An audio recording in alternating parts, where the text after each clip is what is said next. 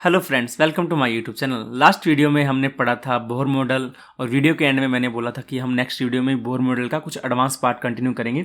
तो वो advance part है spectroscopy of the hydrogen atom. तो स्पेक्ट्रोस्कोपी बताने से पहले अपने थोड़ा क्विकली रिकैप करते हैं कि लास्ट में हमारे पास क्या फॉर्मूला आया था एनर्जी का। तो रदरफोर्ड मॉडल और प्लांक के हाइपोथेसिस का यूज करके बोहर ने क्या बताया, बोहर ने बताया कि हमारे पास सपोज कोई भी न्यूक्लियस है, उसके चारों तरफ इलेक्ट्रॉन घूम रहा है, तो जिस भी ऑर्बिट में इलेक्ट्रॉन घूम रहा होगा आप उसकी एनर्जी इस फॉर्मूला से दिखाते हैं, जो कि हमने लास्ट वीडियो में डिराइव किया था। तो इस फॉर्मूला में हम देख सकते हैं कि हमारे पास काफ़ी कांस्टेंट हैं, जैसे कि m हो गया, k हो गया, e हो गया, h कट हो गया, ये सब कांस्टेंट वैल्यू है। इन सब की वैल्यू पुट करने के बाद हमारे पास ये फॉर्मूला आता है En equal to -13.6 Z² by n² electron volt. यहाँ से आप Z की वैल्यू भी बदल सकते हो और n की वैल्यू भी बदल सकते हो। अब Z हमारा हाइड्रोजन के लिए 1 होता है। अगर मैं हाइड्रोजन के लिए एग्जांपल लूँ तो मैं Z को 1 कर सकता हूँ, हीलियम लूँ तो Z को 2 कर सकता हूँ। n की वैल्यू बदलती रहेगी, 1 2 3 4 5 कुछ भी वैल्यू हो सकती है। अगर ग्राउंड स्टेट है तो 1 होगा, एक्साइटेड स्टेट है तो 2 3 4 कुछ भी हो सकता है। तो अगर मैं लेता हूँ ground state of the hydrogen atom, ground state का मतलब क्या है, लोएस्ट एनर्जी, मतलब n बराबर 1। तो n बराबर 1 पुट किया, हाइड्रोजन है तो Z बराबर 1 पुट किया, तो हमारे पास आ जाएगी वैल्यू एनर्जी की -13.6 इलेक्ट्रॉन वोल्ट। अगर मैं निकालूँ फर्स्ट एक्साइटेड स्टेट, तो एक्साइटेड स्टेट का मतलब क्या है, ये हमारा ग्राउंड स्टेट है। तो फर्स्ट एक्साइटेड स्टेट क्या हो जाएगा कि जब हम ग्राउंड स्टेट से एक लेवल ऊपर जा रहे हैं, तो ये हमारा एक लेवल ऊपर जा रहे हैं, तो इसमें क्या n का मान क्या हो जाएगा 2। तो n का मान जब हम यहाँ पर 2 रिप्लेस करेंगे तो यहाँ पर आ जाएगा हमारे पास -3.4 इलेक्ट्रॉन वोल्ट। इसी तरह से हम n का वैल्यू 3 4 5 ऐसे पुट करते जाएंगे और हमारे पास अलग अलग एनर्जी की वैल्यू आती रहेंगी, जो कि इस प्रकार से आएंगी। तो ये आ गई हमारी एनर्जी की वैल्यू n नंबर 1 के कॉरस्पॉन्डिंग, n नंबर 2 के कॉरस्पॉन्डिंग, 3 4 5 6 ऐसे अलग अलग वैल्यूज के कॉरस्पॉन्डिंग अलग अलग हमारे पास वैल्यूज आ जाएंगी एनर्जी की। अब यहाँ से आप देख सकते हैं कि हमारे पास फॉर्मूला था En का, ये हमारा प्रोपोर्शनल है 1/n² के। अगर मैं ऐसे एनर्जी बढ़ाता जाऊँ और मैं n का मान इनफाइनाइट ले जाऊँ तो हमारे पास क्या हो जाएगा E की। अब n का मान इनफाइनाइट, तो एनर्जी का मान कितना हो जाएगा 0, एनर्जी का मान 0 हो जाएगा, बिकॉज 1/इनफाइनाइट को हम 0 लिखते हैं। अब सपोज कहने का मतलब क्या है इसका, ये हमारा न्यूक्लियस था, ये हमारा 1 2 3, तो एक पॉइंट ऐसा आएगा जब हमारा इलेक्ट्रॉन प्रोटॉन से काफ़ी दूर है, ये प्रोटॉन से दूरी काफ़ी होगी, मतलब Rn की वैल्यू बहुत ज़्यादा बढ़ गई। अब ये इलेक्ट्रॉन प्रोटॉन के अट्रैक्शन फोर्स से बाहर निकल जा चुका है, बिकॉज इसमें एनर्जी नहीं है, अब ये इसके कंट्रोल में नहीं है। अब आप देख सकते हैं कि हमारे पास बहुत से एनर्जी लेवल हैं, n equal to 1 2 3, infinite energy level possible है। आप देख सकते हैं कि इनफाइनाइट तक हमने ड्रॉ कर रखे हैं यहाँ पर।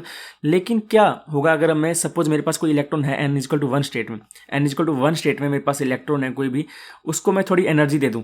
अब उसको मैं एनर्जी दे दूंगा तो हायर लेवल में जाएगा, सपोज 2 में चला गया, 3 में चला गया, किसी भी लेवल में वो चला जा सकता है। जितनी ज़्यादा एनर्जी देंगे उतने हाई लेवल में वो इलेक्ट्रॉन चला जाएगा।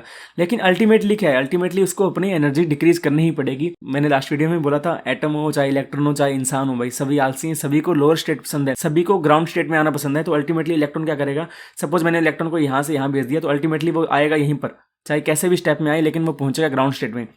वैसे ही यहाँ पर होता है, सपोज हमारे पास कोई भी electron n equal to 2 state में, तो वो यहाँ पर 2 से 1 में आ सकता है।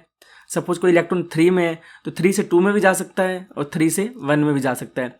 इसी तरह अगर मेरे पास कोई इलेक्ट्रॉन 4th स्टेट में है तो वो 4 से 3 में आ सकता है, 4 से 2 में आ सकता है और 4 से हमारा 1 में आ सकता है। इसी तरह से हमारी अलग अलग सीरीज बनती हैं। n इक्वल टू 5 से इलेक्ट्रॉन 4 में आ सकता है, 5 से 3 में आ सकता है, 5 से 2 में आ सकता है और 5 से 1 में आ सकता है। अब जितने भी हमारे ट्रांजिशन होंगे, सपोज ये ट्रांजिशन हो गया, तो इसमें कुछ एनर्जी भी तो आएगी, यहाँ से कुछ जो एनर्जी निकलेगी। अब एनर्जी के कॉरस्पॉन्डिंग आप h न्यू लिख सकते हो, न्यू से आप लैम्डा निकाल सकते हो, तो लैम्डा से आप कलर डिसाइड करते हो, बिकॉज लैम्डा क्या होता है हमारा वेवलेंथ, वेवलेंथ से आप कलर बता सकते हो भी कौन सी कलर का वेवलेंथ है। यहीं से स्पेक्ट्रम का कंसेप्ट समझा सकते हैं हम बोहर मॉडल के थ्रू, बिकॉज अगर हमें लैम्डा पता लग गया तो हम कलर बता पाएंगे, कलर बता दिया तो स्पेक्ट्रम का रीजन बता दिया, जो कि रदरफोर्ड मॉडल नहीं कर पाया था। तो यही रीजन था इस मॉडल के सक्सेसफुल होने का, बिकॉज ये स्पेक्ट्रम को समझा पा रहा था। अब स्पेक्ट्रम के बारे में थोड़ा डिटेल में बात करते हैं। अब जैसा कि लास्ट वीडियो में मैंने बताया था, सपोज हमारे पास कोई भी 2 एनर्जी लेवल है, एक n लेवल ले लो, एक m ले लो। अब इलेक्ट्रॉन जब n से m में ट्रांजिशन करेगा तो कुछ क्या एनर्जी डोनेट करनी पड़ेगी उसको, जो भी एनर्जी डोनेट करेगा उसको हम h न्यू से दिखाते हैं। अब फॉर्मूला क्या था हमारे पास, अब h nu equal to En minus Em। अब En लेवल का फॉर्मूला हमारे पास है -13.6 डिवाइड बाई n², इसके लिए फॉर्मूला आ जाएगा -13.6 डिवाइड बाई m²। ये हम निकाल चुके हैं लास्ट वीडियो में। तो यहाँ से हम देखते हैं, अगर हमारा ट्रांजिशन हो रहा है कोई भी n से m स्टेट में, तो उसके लिए क्या एनर्जी आएगी, उसके लिए आएगी हमारी energy h nu equal to En minus Em यहाँ पर माइनस माइनस दोनों साइड था, तो मैंने m को पहले लिख लिया और n को बाद में लिख लिया। तो ये आ गया हमारे पास फॉर्मूला। जब भी हमारे पास कोई ट्रांजिशन होगा n से m स्टेट में, तो इतनी एनर्जी निकलेगी हमारे पास, h न्यू एनर्जी। यहाँ से आप लैम्डा निकाल सकते हो, तो लैम्डा निकाल लिया तो आप कलर बता सकते हो। तो यही था स्पेक्ट्रम का पूरा कंसेप्ट हाइड्रोजन एटम के लिए। अब जैसा कि लास्ट स्लाइड में मैंने बताया काफ़ी सारे एनर्जी लेवल है, तो इलेक्ट्रॉन किसी भी लेवल से किसी भी लेवल में आ सकता है। तो सपोज अगर मेरे पास n इक्वल टू 2 3 4 5, मतलब ये हमारा 1 लेवल है, ये हमारा 2 3 4 5।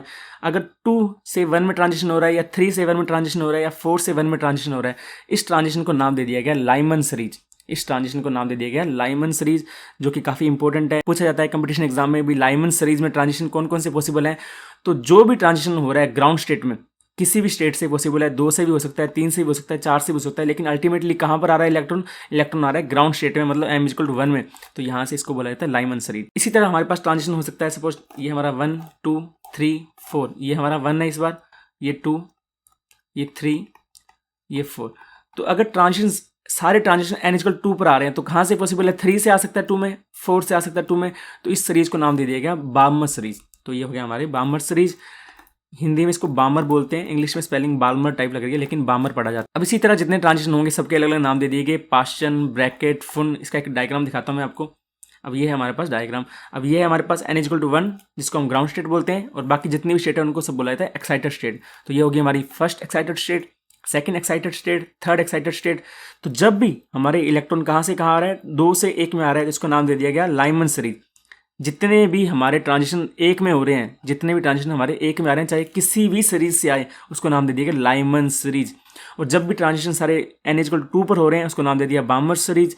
जब भी सारे इलेक्ट्रॉन हमारे थर्ड लेवल में आ रहे हैं, उसको नाम दे दिया पास्चन सीरीज। इसी तरह आगे वाले को दे दिया ब्रैकेट सीरीज, अगले वाले को दे दिया पी फन सीरीज। तो इसी तरह सबके नाम दे दिए सीरीज के। इतना ही था हमारा स्पेक्ट्रोस्कोपी का कंसेप्ट। बहुत ही आसान सा कंसेप्ट है, जिसको रदरफोर्ड समझा नहीं पाया था, लेकिन बहुत ही इंपॉर्टेंट कंसेप्ट है। अब जैसे ही इलेक्ट्रॉन सेकंड से 1 में ट्रांजिशन करेगा, सपोज ये सेकंड से 1 ट्रांजिशन दिखा रहा है, तो यहाँ पर कोई ना कोई एनर्जी निकलेगी। उस एनर्जी के कॉरस्पॉन्ड आप वेवलेंथ बता सकते हो, वेवलेंथ से आप कलर बता सकते हो। यही हो रहा था उस मेटल में, जब हम बता रहे थे आपको कि हमने कोई व्हाइट लाइट पास की। अब व्हाइट लाइट पास करने से क्या हुआ, इस एटम के जो इलेक्ट्रॉन थे उनको कुछ एक्स्ट्रा एनर्जी मिल गई। सपोज ऐसे हमारा मॉडल था। अब सपोज यहाँ पर मेरा प्लस है, ये मेरा n नंबर 1 है, ये n नंबर 2 है। अब मैंने कुछ एनर्जी व्हाइट लाइट भेजी, तो मेरा इलेक्ट्रॉन सपोज n इक्वल 2 में पहुँच गया। अब n इक्वल 2 में पहुँच गया तो थोड़ी देर ही रहेगा एक्साइटेड स्टेट में, उसको आना कहाँ है? अल्टीमेटली ग्राउंड स्टेट में। तो जब वो वापस ग्राउंड स्टेट में आएगा, तो जो एनर्जी छोड़ेगा उसके कॉरस्पॉन्डिंग जो कलर हो रहे थे, वो कलर हमें यहाँ दिख रहे थे, रेड, येलो, ग्रीन, ऐसे डिफरेंट कलर दिखते हैं हर बार। वो दिखते हैं हमें इस एनर्जी के कारण। जितनी एनर्जी वो छोड़ रहा है, जितनी एनर्जी वो इमिट कर रहा है, उसके कॉरस्पॉन्डिंग लैम्डा होता है। लैम्डा से हम कलर बताते हैं। यहीं से आता है हमारा सारा स्पेक्ट्रम। तो यहाँ पर बोर मॉडल फिनिश होता है। मिलते हैं नेक्स्ट वीडियो में नए टॉपिक के साथ। Thank you so much.